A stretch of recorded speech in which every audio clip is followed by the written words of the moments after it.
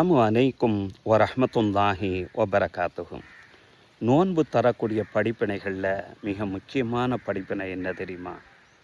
அதிகாலையில் இருந்து நம்ம நோன்பு வச்சுருப்போம். நோன்பு திறக்கக்கூடிய நேரங்கள் நெருங்க நெருங்க நம்ம மனசில் ஆசைகள் கூடிரும். நம்மளுக்கு அந்த ஜூஸு வேணும், இந்த ஜூஸு வேணும், அந்த வடை வேணும், அந்த சம்சா வேணும், அந்த பலாரம் வேணும் என்று ஒவ்வொன்றா நம்ம வாங்கி வாங்கி நம்ம குவிக்க ஆரம்பிச்சிருவோம். நோன்பு திறக்கக்கூடிய நேரமும் வந்துடும், நோம்பும் திறப்போம். பள்ளிவாசலில் தரக்கூடிய அந்த அரைவாசி கஞ்சி கொற்றாவை குடித்ததோட நம்ம வயிறு நிறைஞ்சிரும், மனசு போதும் என்று சொல்லிடும். நம்ம அதுவரை வாங்கி குமிச்சிருக்கக்கூடிய எல்லா பொருட்களுமே நமக்கு தேவையற்றதாக, மற்ற நபர்களுக்கு கொடுக்கப்பட தகுந்ததாக அது மாறிவிடும். இதுதான் நம்மளுடைய வாழ்க்கையினுடைய பாடம்.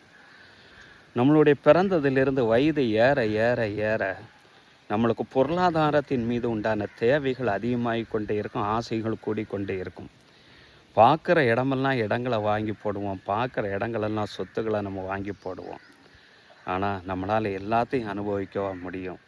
மரணமாகக்கூடிய நேரத்தில் எல்லாம் இருக்க நமக்கென்று எதனை அனுபவிக்க இறைவன் அனுமதி தந்தானோ அதை தவிர மற்ற எல்லாத்தையும் நம்ம விட்டு விட்டு நம்ம செல்வோம். இதுதான் நமக்கு நோன்பு தரக்கூடிய உன்னதமான ஒரு படிப்பினை.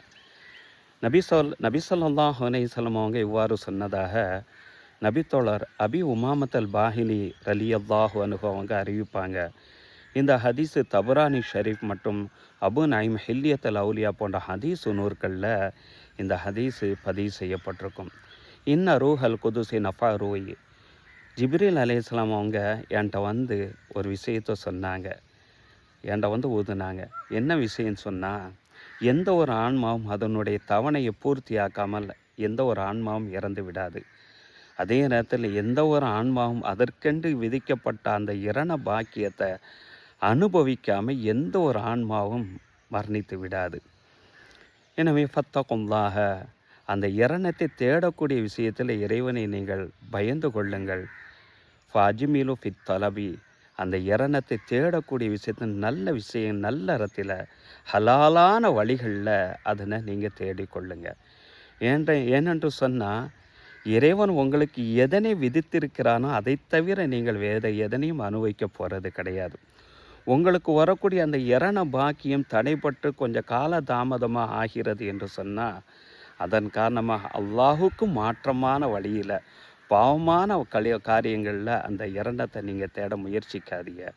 நிச்சயமாக லா எனாலுமா, இந்த அல்லாஹ்கிட்ட இருக்கக்கூடிய அந்த விஷயத்தை இல்லாபி தாத்தி, அவனுக்கு வழிபட்டே தவிர நம்மால் அடைய முடியாது என்றார்கள் நபி அவர்கள்.